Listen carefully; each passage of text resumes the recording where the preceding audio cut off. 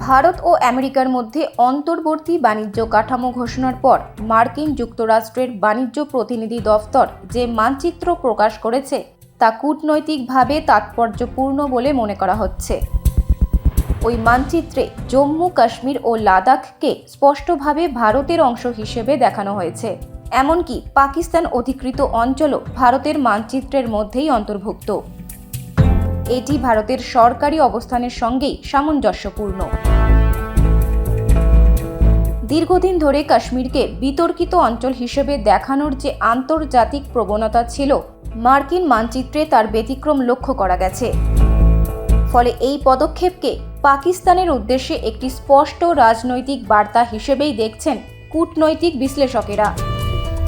বিশেষজ্ঞদের মতে, বাণিজ্য চুক্তির পাশাপাশি এই মানচিত্র প্রকাশ ভারতের সঙ্গে আমেরিকার ঘনিষ্ঠ কৌশলগত ও রাজনৈতিক সম্পর্কেরই প্রতিফলন। একই সঙ্গে এটি দক্ষিণ এশিয়ার ভূ রাজনীতিতে ওয়াশিংটনের অবস্থানকেও আরও পরিষ্কার করে তুলেছে।